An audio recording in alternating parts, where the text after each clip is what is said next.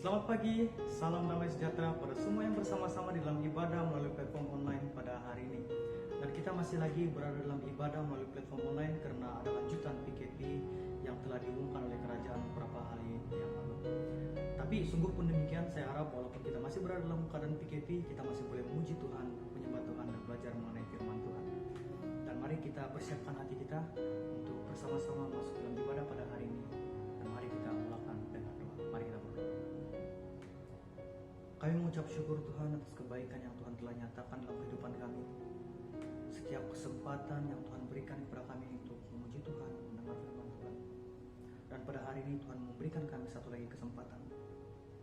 Kami mempersiapkan hati kami untuk memuji Tuhan, menyembah Tuhan. Dan biarlah pada ibadah hari ini kami boleh mendapat sesuatu yang boleh kami jadikan bekalan dalam perjalanan iman kami. Sertai kami Tuhan, sertai pada ibadah ini, pada permulaan, pertengahan sampai akhirnya. Dalam nama Yesus kami berdoa. Amin. Hari ini merupakan hari yang dijadikan Tuhan bagi kita. Oleh itu mari kita bersama-sama meresponi hari ini dengan menyanyikan lagu bersuka di dalam Tuhan sebagai tanda ucapan syukur kita kepada Tuhan.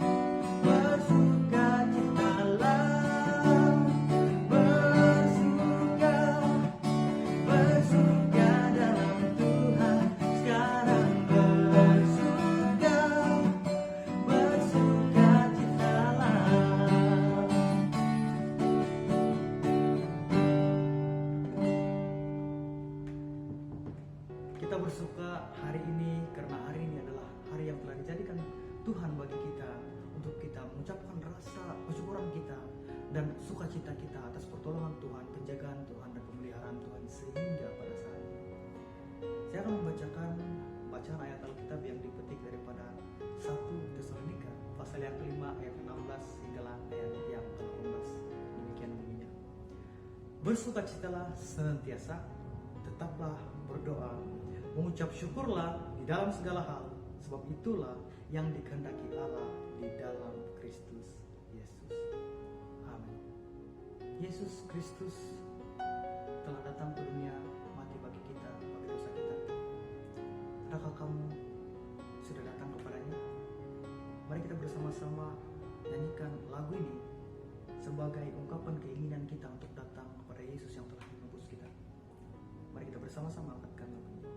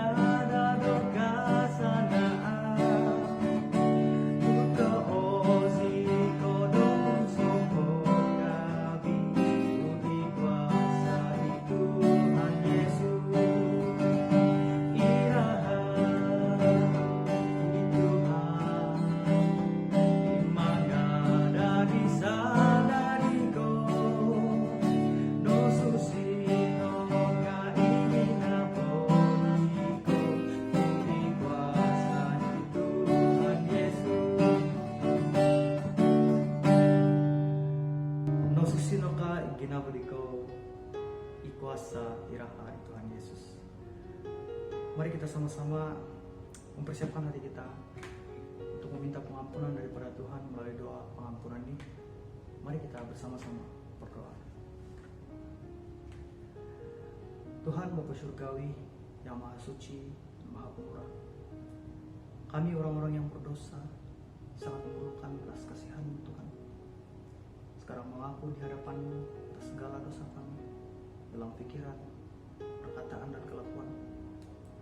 Kami mohon Engkau mengasihani dan memberi anugerah pengampunan-Mu, karena kami senantiasa menuruti hawa nafsu dan melawan kehendak-Mu yang suci, tamak akan kepentingan duniawi, dan sering memandang rendah akan berkat surgawi serta mensia-siakan kasih dan kemurahan Allah surgawi.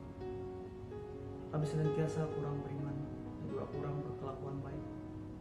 Kami juga tidak mementingkan pekerjaan surgawi serta kehidupan rohani, tidak mempunyai kesaksian yang baik terhadap sesama manusia, tidak layak disebut yang setia di hadapan Tuhan. Ya Tuhan, kasihanilah kami dan ampunilah kami. Sucikan kami dengan darah Kristus dan penuhilah kami dengan kuasa Roh Kudus, agar kami dapat dikuatkan kembali untuk melayani Engkau dengan penuh setia. Kami berdoa di dalam nama Tuhan Yesus Kristus. Amin. Saudara dan saudari yang dikasihi Tuhan, begitu besar dan begitu indah kasih yang telah ditunjukkan oleh Tuhan Yesus kepada kita. Mari kita ingat pengorbanan yang telah Yesus lakukan buat kita. Ingat pengorbanannya di atas kayu salib dan penderitaannya di atas kayu salib. Lalu saya ingin membawa kamu semua untuk bersama-sama mengangkatkan lagu ini sebagai tanda ucapan syukur kita atas pengorbanan Yesus, betapa besar anugerahnya yang ditunjukkan dalam kehidupan kita.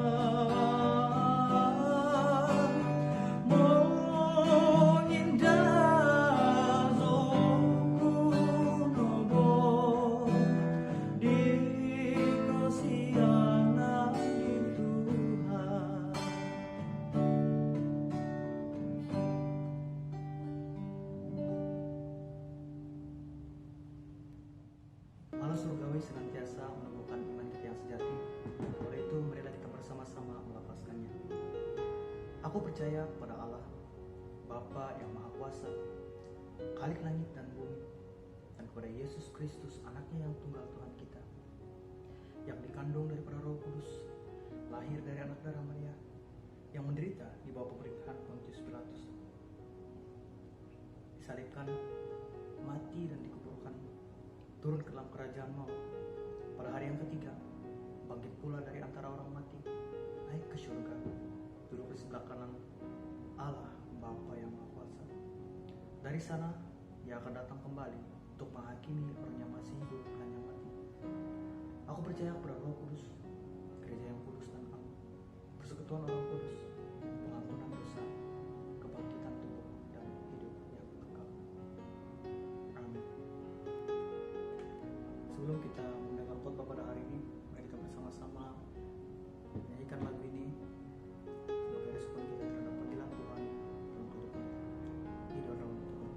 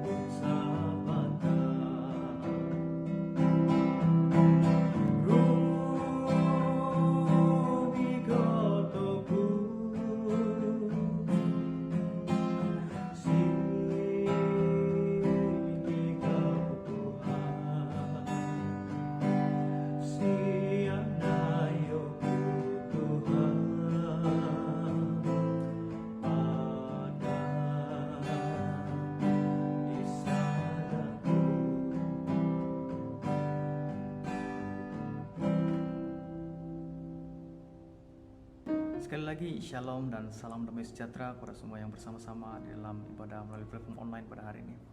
Pada hari ini kita akan belajar satu teks yang diambil daripada kitab Kejadian, pasal yang ke-19 ayat yang ke-12 sampailah ayat yang ke-22. Dan seperti biasa saya akan bacakan teks ini kepada kamu semua dalam terjemahan bahasa Indonesia. Begini bunyi teks pada hari ini. Lalu kedua orang itu berkata kepada Lot, siapakah kaummu yang ada di sini lagi? Menantu atau anak laki-laki, anakmu perempuan, atau siapa saja kaummu di kota ini, bawalah mereka keluar dari tempat ini. Sebab kami akan memusnahkan tempat ini karena banyak keluh kesah orang tentang kota ini di hadapan Tuhan. Sebab itulah Tuhan mengutus kami untuk memusnahkannya. Keluarlah Lot, lalu berbicara kepada kedua bakal menantunya yang akan kawin dengan kedua anak perempuannya. Katanya, bangunlah, keluarlah dari tempat ini sebab Tuhan akan memusnahkan kota ini. Tetapi ia dipandang oleh kedua bakal menantunya itu sebagai orang yang berolok-olok sahaja. Ketika fajar telah menyingsing, kedua malaikat itu mendesak Lot supaya bersegera. Katanya, bangunlah, bawalah istrimu dan kedua anakmu yang ada di sini supaya engkau jangan mati lenyap karena kedurjanaan kota ini. Ketika ia berlambat-lambat, maka tangannya dan tangan istri dan tangan kedua anaknya dipegang oleh kedua orang itu, sebab Tuhan hendak mengasihani dia. Lalu kedua orang itu menuntun keluar kota dan melepaskannya di sana. Sudah kedua orang itu menuntun mereka sampai keluar, berkatalah seorang, larilah, selamatkanlah nyawamu, jangan menoleh ke belakang dan janganlah berhenti dimanapun, juga di lembah Yordan. Larilah ke pergunungan supaya engkau jangan mati lenyap. Kata Lot kepada mereka, janganlah demikian, tuanku. Sesungguhlah hambamu ini telah dikaruniai belas kasihan di hadapanmu, dan tuanku telah berbuat kemurahan besar kepadaku dan memelihara hidupku. Tetapi jika aku harus lari ke pergunungan, pastilah aku akan tersusul oleh bencana itu, sehingga matilah aku. Sungguhlah kota yang di sana itu cukup dekat kiranya untuk lari ke sana. Kota itu kecil, izinkanlah kiranya aku lari ke sana. Bukankah kota itu kecil? Jika demikian, nyawaku akan terpelihara. Sahut malaikat itu kepadanya, baiklah, dalam hal ini pun permintaanmu akan kuterima dengan baik. Yakini kota yang telah kau sebut itu tidak akan kutunggang balikkan. Cepatlah lari ke sana, sebab aku tidak dapat berbuat apa-apa sebelum engkau sampai ke sana. Itulah sebabnya nama kota itu disebut Zoar. Demikian pembacaan teks firman Tuhan pada hari ini. Mari kita berdoa bersama-sama.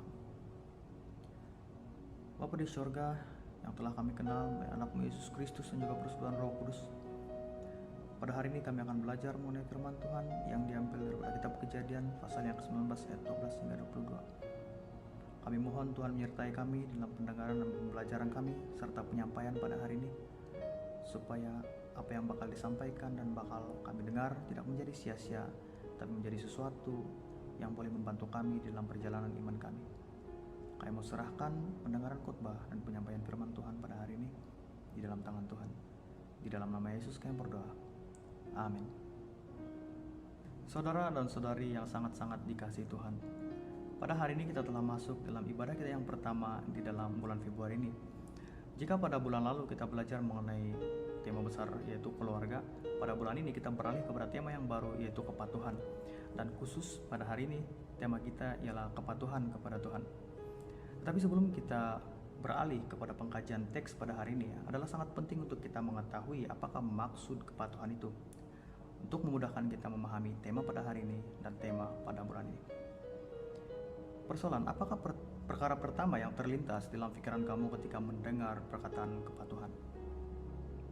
Nah, menurut Kamus Dewan Bahasa dan Pustaka, definisi bagi kepatuhan ialah tidak membantah, ikut saja, menurut, ataupun dalam bahasa Momogun, bahasa Rungus, mozo nopo. Dan persoalan seterusnya ialah apakah yang membuatkan seseorang itu patuh? Banyak sebab dan huraian, juga mungkin panjang lebar untuk menjelaskan kenapa kita patuh kepada seseorang. Tapi pada dasarnya, apa yang membuatkan seseorang itu patuh ialah karena adanya yang kita panggil sebagai reward and consequences, ganjaran dan akibat. Saya akan berikan satu situasi untuk menggambarkan hal ini. Mengapa kita patuh kepada majikan kita, bagi kita yang bekerja. Karena ada ganjaran dan ada akibat. Kalau kita patuh kepada majikan kita, kita akan mendapat ganjaran. Tapi kalau kita ingkar, tidak taat kepada majikan kita, apa yang kita dapat? Akibat yang buruk. Mungkin salah satu di antara ini yang menyebabkan kamu patuh kepada seseorang ataupun sesama manusia, atau mungkin kedua-duanya sekali. Kita tidak tahu, tergantung kepada situasi kamu pada ketika itu. Tetapi kepatuhan pada dasarnya didasari oleh dua hal ini. Karena ada ganjaran dan akibat, kita patuh kepada manusia. Persoalan seterusnya ialah apakah kepatuhan kepada Tuhan dan bagaimanakah kepatuhan ini wujud di dalam diri kita? Adakah kepatuhan kepada Tuhan itu sama seperti kepatuhan kepada majikan kita, di mana ada elemen ganjaran dan akibat yang mendorong kita, memotivasikan kita untuk mematuhi majikan kita? Mungkin ada yang berpikir seperti ini, tetapi kepatuhan kepada Tuhan tidaklah semudah seperti mana kepatuhan kepada manusia. Penjelasan mengenai hal ini mungkin terlalu panjang untuk kita teliti satu persatu di dalam waktu yang singkat, tetapi pada hari ini izinkan saya untuk menjelaskan kepada kamu secara sederhana. Ini adalah perbandingannya. Secara dasar kita patuh kepada sesama manusia karena adanya elemen yang saya katakan tadi, elemen ganjaran dan akibat. Tetapi kepatuhan seseorang kepada Tuhan bukanlah tercetus karena cuma adanya elemen ganjaran dan akibat. Kenapa? Di dalam Injil Yohanes pasal yang ke-14 ayat yang ke-6, Tuhan Yesus mengatakan demikian. Akulah jalan dan kebenaran dan hidup. Tidak ada seorang pun datang kepada Bapa kalau tidak melalui aku. Dan di dalam Kisah Para Rasul pasal 16 ayat yang ke-31 bunyi demikian. Percayalah kepada Tuhan Yesus Kristus dan engkau akan selamat, engkau dan seisi rumahmu. Jika kita perhatikan secara saksama, di dalam kedua ayat ini jelas menggambarkan bahwa ada elemen ganjaran dan akibat. Tetapi kenapa tidak semua orang yang mendengar perkataan ini, berita ini, menjadi taat kepada Tuhan Yesus Kristus? Jawabannya ialah karena mereka tidak percaya. Secara logik, orang tidak akan patuh kepada sesuatu yang mereka tidak percayai, atau dalam arti kata lain, orang tidak akan patuh kepada Tuhan kalau mereka tidak percaya kepada Tuhan. Oleh itu, sekali lagi, kepatuhan kepada Tuhan bukanlah lahir daripada hati manusia sendiri. Karena sudah dibuktikan bahwa manusia ini ada kecenderungan mereka untuk memberontak kepada Tuhan meskipun mereka sudah menerima yang baik daripada Tuhan. Tapi bagaimanakah kepatuhan kepada Tuhan dan bagaimanakah kepatuhan ini wujud dalam diri kita?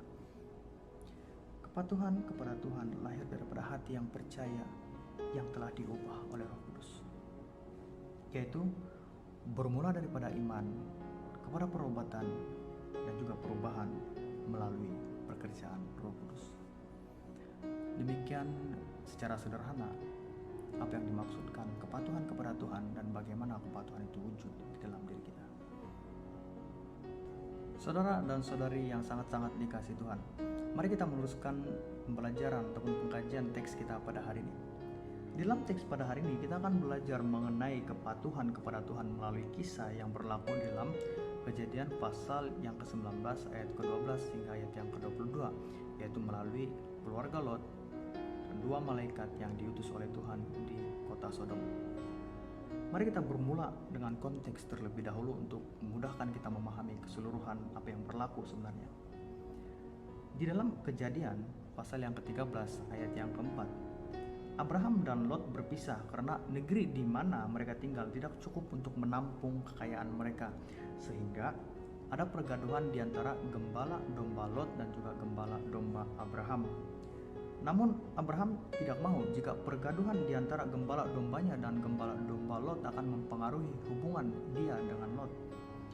Dipendekkan cerita, Lot pergi ke lembah Yordan yang kamu boleh lihat dalam Kejadian pasal yang ke-13 ayat 10 hingga 11. Dan Abraham memilih untuk tetap tinggal di tanah Kanaan. Dan pada ketika itu Sodom dan Gomora masih belum dimusnahkan. Selang beberapa ketika kemudian setelah Abraham dan Lot berpisah, Kita kemudian membaca di dalam pasal yang ke-18 bermula daripada ayat yang ke-16 mengenai doa syafaat Abraham bagi kota Sodom dan Gomora. Apa yang berlaku sebenarnya di sini? Jika kita membaca di dalam pasal yang ke-18 bermula daripada ayat yang pertama hingga ayat yang ke-15, kita mendapati bahwa Tuhan datang kepada Abraham untuk menyampaikan message bahwa Abraham akan menerima seorang anak laki-laki. Setelah menyampaikan message itu dan sebelum Tuhan meninggalkan Abraham, Tuhan memberitahu Abraham mengenai rancangannya untuk menghukum Sodom dan Gomora karena banyak keluh kesah orang mengenai kota itu.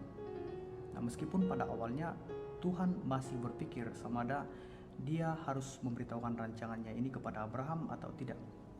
Tetapi pada akhirnya Tuhan membuat keputusan untuk memberitahu Abraham akan rancangannya untuk menghukum Sodom dan Gomora jika didapati benar mengenai keluh kesah orang yang didengar oleh Tuhan itu. Tapi karena Abraham tahu bahwa Lot berada di sana, dia pun bersyafaat kepada Tuhan supaya Lot diselamatkan daripada hukuman Tuhan tersebut. Yang lebih menarik ialah Abraham tidak pernah menyebut Lot di dalam doa syafaatnya. Tetapi Tuhan tahu maksud Abraham mengenai Lot. Ada beberapa hal yang menarik melalui kisah ini yang kita boleh pelajari. Yang pertama, Tuhan tahu apa yang kita mahukan, tetapi pada waktu yang sama kita harus mengatakan kepada Tuhan, minta kepada Tuhan. Dan ini sama seperti dalam hal berdoa, di mana kita menyatakan hasrat kita kepada Tuhan, tetapi yang paling penting ialah biarlah kehendak Tuhan yang terjadi. Yang kedua, Tuhan menyelidiki hati manusia dan Tuhan tahu keikhlasan hati kita ketika kita meminta sesuatu daripada Tuhan. Dan yang ketiga, Tuhan tahu apa yang terbaik buat kita. Apa yang kita perlu lakukan ialah kita taat dan kita ikut kehendak Tuhan. Amin. Saudara dan saudari yang dikasihi Tuhan, setelah itu apa yang berlaku ialah Tuhan mengutus 2 malaikat untuk pergi ke Sodom dan melihat apakah benar Sodom dan Gomora seperti keluh kesah yang didengar oleh Tuhan. Nah, setelah tiba di kota Sodom, 2 malaikat itu disambut dengan sangat ramah oleh Lot, dengan penuh keramahan seperti mana Abraham menyambut tetamu yang datang kepada dia. Saya tidak mengetahui adakah Lot tahu bahwa itu adalah malaikat atau tidak, tetapi apa yang ditunjukkan Lot ialah dia tetap saja menerima mereka dengan penuh keramahan. Malaikat itu ditawarkan tempat tinggal, makan minum, dan apa yang ditunjukkan Lot ini menggambarkan bahwa dia adalah berbeza dari apa yang didengar oleh Tuhan.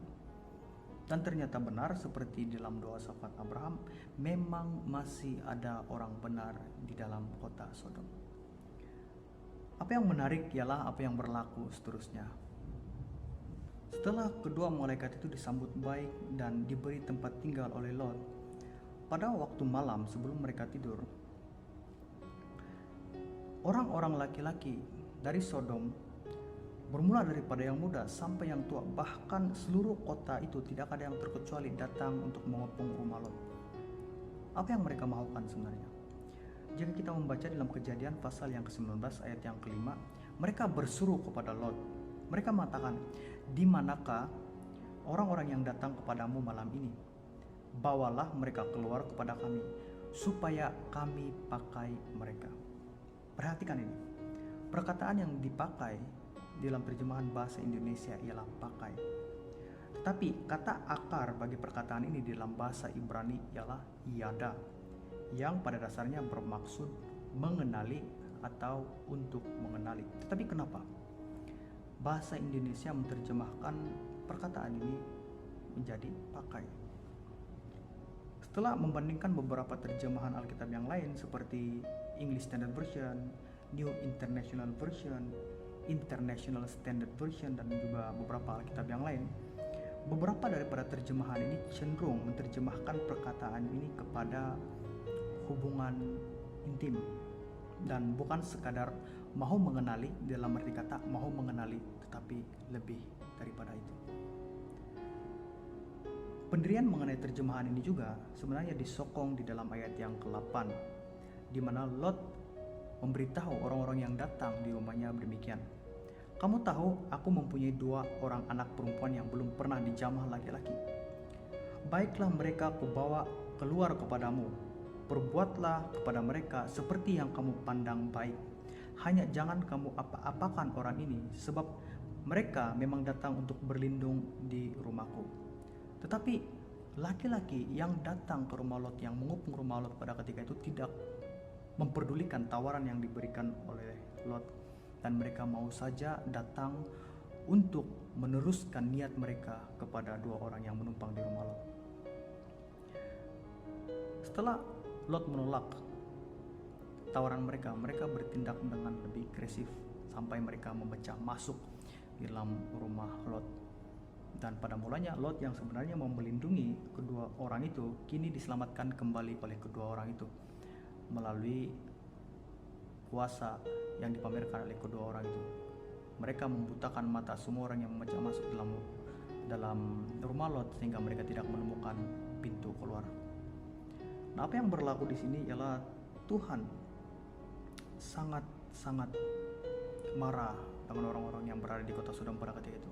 Bukan hanya karena praktis mereka, yaitu mengadakan hubungan sejenis, tetapi karena banyak hal lain yang mereka lakukan yang jahat di mata Tuhan. Dan salah satunya seperti yang kita baru saja belajar sebentar tadi, yaitu hubungan sejenis yang sangat jahat di mata Tuhan. Dan setelah mendapati bahwa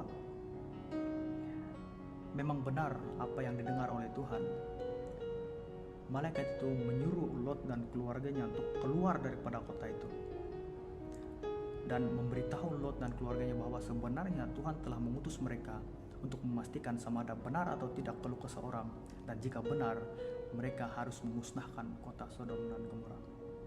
Setelah Lot mendengar daripada malaikat tersebut bahwa Tuhan akan memusnahkan kota Sodom dan Gomora, maka keluarlah Lot dan berbicara kepada kedua menantunya yang akan kawin dengan kedua anak perempuannya. Dan ini disebabkan oleh belas kasihan Lot kepada mereka. Dia mengatakan kepada kedua bakal menantunya begini, "Bangunlah, keluarlah dari tempat ini sebab Tuhan akan memusnahkan kota ini." Tetapi ia dipandang oleh kedua bakal menantunya itu sebagai orang yang berolok-olok sahaja. Mereka menganggap bahwa Lot hanya bergurau karena dalam pikiran mereka Tuhan tidak akan memusnahkan kota Sodom dan Gomora. Mereka tidak percaya akan apa yang dikatakan oleh Lot, dan mereka menanggung akibatnya. Ini juga merupakan peringatan bagi kita. Tuhan akan datang seperti pencuri. Kita tidak tahu bila waktunya, pagi, petang, malam, tapi Tuhan akan datang seperti pencuri. Seperti mana apa yang berlaku, tidak ramai yang tahu bahwa Tuhan akan memusnahkan kota Sodom dan Gomora, tetapi itu terjadi bila Tuhan mengkehendaki. Kira-kira kalau kamu berada dalam situasi Lot pada ketika itu, apa yang kamu akan lakukan? Adakah kamu akan percaya apa yang dikatakan oleh malaikat atau terpengaruh oleh kata-kata kedua bakal menantu yang tidak percaya akan apa yang dikatakan oleh malaikat?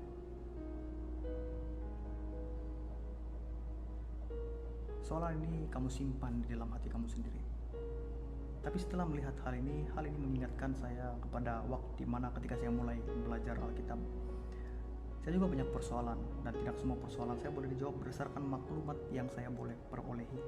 Bahkan sehingga sekarang masih banyak hal mengenai Tuhan yang masih menjadi misteri bagi saya. Tetapi saya yakin dan percaya bahwa Tuhan yang saya kenali selama ini adalah Tuhan yang penuh kasih dan anugerah, pengharapan dan sukacita, damai dan sejahtera. Dan pada waktu yang sama, saya juga belajar bahwa Tuhan yang saya kenali adalah Tuhan yang menghukum, seperti mana Dia menghukum Sodom dan Gomora. Ketika fajar menyingsing, kedua malaikat itu mendesak Lot supaya mereka bersegera dan keluar daripada kota itu supaya mereka tidak binasa dan lenyap karena kedurjanaan kota itu. Malaikat itu menyuruh Lot dan keluarganya untuk lari tanpa menoleh ke belakang dan jangan berhenti dimanapun di sekitar lembah Yordan sehingga mereka tiba di kawasan pergunungan. Tapi Lot tahu bahwa dia akan mati jika dia terpaksa melarikan diri ke kawasan pergunungan. Oleh itu dia meminta belas kasihan kepada malaikat itu untuk lari di sebuah kota kecil yang disebut Zoar. Malaikat yang mendengar permintaan Lot berbelas kasihan dan membenarkan dia untuk pergi ke Zoar. Di dalam kisah pada teks hari ini, apa yang kita boleh belajar mengenai kepatuhan kepada Tuhan? Pertama-tama sekali, kita banyak mendengar mengenai malaikat yang diutus Tuhan untuk melakukan hal-hal yang diperintahkan oleh Tuhan. Persoalannya ialah, bolehkah kita percaya apa yang dikatakan oleh malaikat? Untuk menjawab soalan ini, pertama-tama sekali kita kena tahu apakah malaikat dan apakah tujuan malaikat diutus. Yang pertama-tama, malaikat adalah wakil daripada Tuhan untuk melakukan pekerjaan Tuhan dan menyampaikan message daripada Tuhan. Sebagai contoh, ketika malaikat bertemu dengan Maria untuk menjelaskan, mengkabarkan berita mengenai kelahiran Yesus. Dan contoh yang kedua dalam teks pada hari ini, malaikat diperintahkan oleh Tuhan, diutus oleh Tuhan untuk menghukum kota Sodom dan Gomora. Tetapi kita kena ingat bahwa kita bukan menyembah malaikat atau patuh kepada malaikat, karena malaikat adalah utusan Tuhan. Kita patuh kepada Tuhan yang mengutus mereka. Kita patuh kepada message yang Tuhan berikan kepada malaikat yang kemudian diterima oleh kita. Message yang mereka bawa, message yang malaikat bawa mempunyai authority yang sama seperti mana Tuhan punya authority. Karena itu datang daripada Tuhan. Tapi kita bukan patuh kepada malaikat dan bukan menyembah malaikat. Kita menyembah Tuhan dan patuh kepada Tuhan. Seperti yang kita lihat dalam teks ini, karena kepatuhan Lot telah menyelamatkan mereka daripada malapetaka. Tetapi bagi dua orang bakal menantunya yang tidak percaya, yang menganggap bahwa semua ini adalah permainan atau olok-olok, binasa bersama-sama dengan kota Sodom dan Gomora. Seperti yang saya katakan di awal tadi,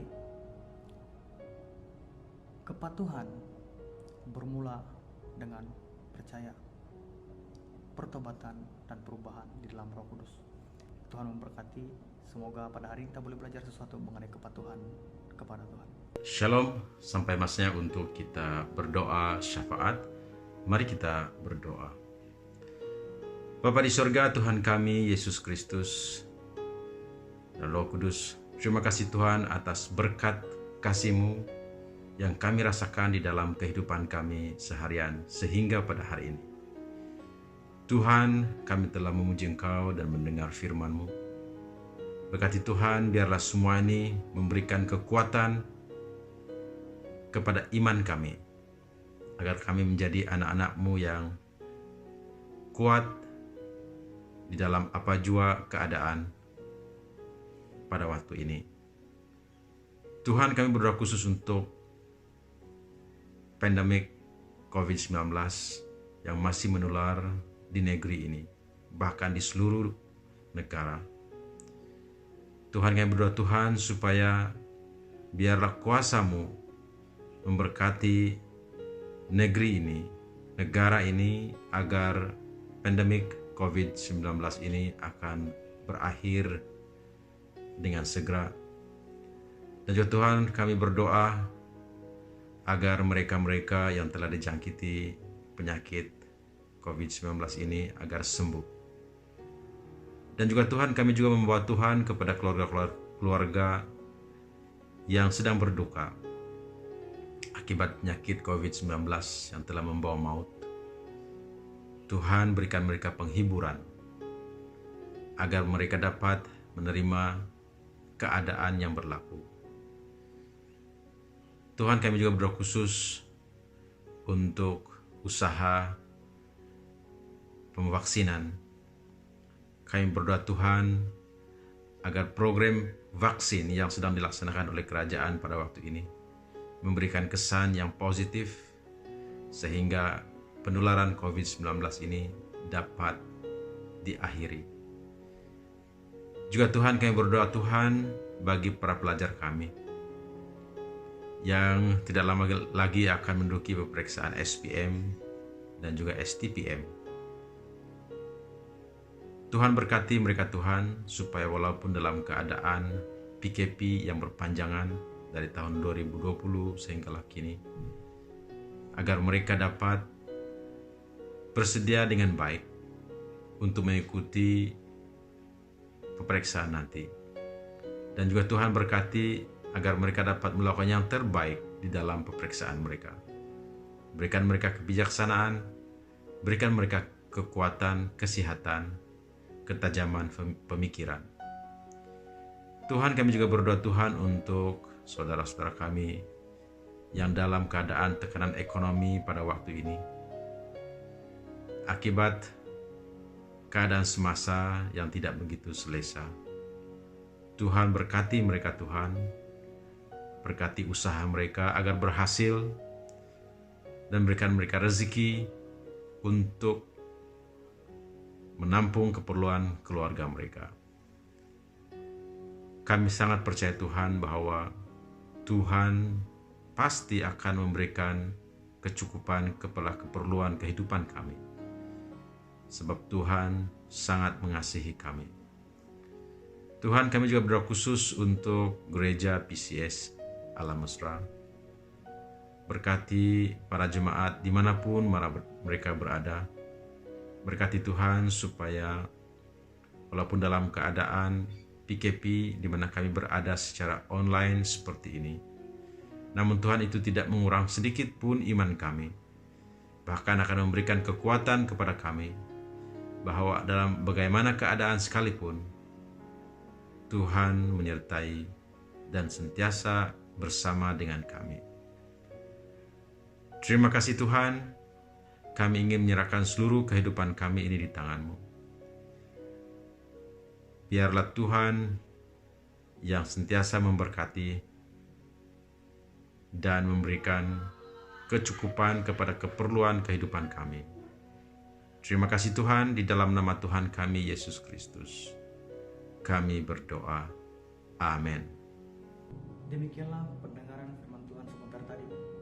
Diharapkan apa yang telah kita pelajari mengenai kepatuhan akan Tuhan kita boleh bawa dan kita boleh simpan sebagai bekalan kita dalam perjalanan kita menuju kematangan di dalam Kristus.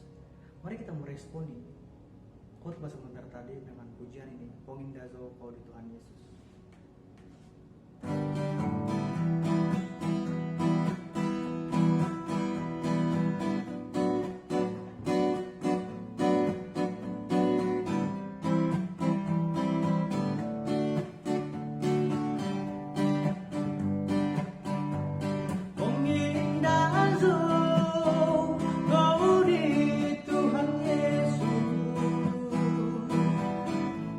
Yo si dono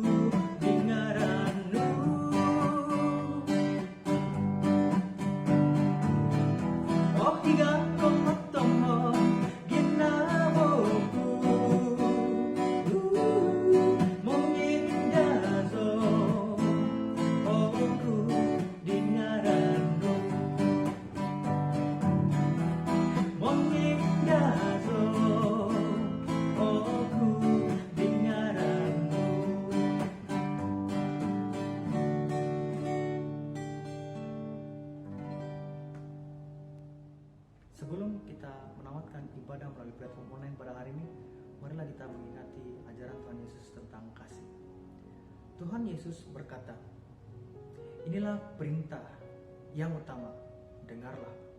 Tuhan Allah kita, dialah Tuhan yang esa.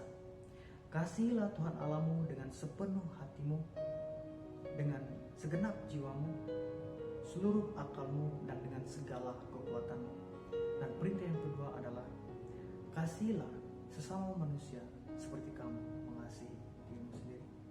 Mari kita berdoa bagi doa berkat. Kami mengucap syukur penyertaan Tuhan sepanjang ibadah pada hari ini, dan kami percaya kami telah menerima berkat yang luar biasa yang datang daripada Tuhan. Kami juga mau berterima kasih atas pimpinan Tuhan sepanjang ibadah pada hari ini. Dan sebentar ini Tuhan, kami akan mengakhiri ibadah melalui platform online ini, dan kami akan teruskan kehidupan kami sehari-hari. Kami mohon dengan belas kasihan Tuhan, Tuhan yang menyertai kami walau dimanapun kami berada, Tuhan yang melindungi kami walau dimanapun kami berada, dan Tuhan yang menjauhkan kami daripada segala kejahatan walau dimanapun kami berada. Setiap perincian kehidupan kami, apapun yang kami lakukan, kami mau serahkan semua dalam tangan Tuhan.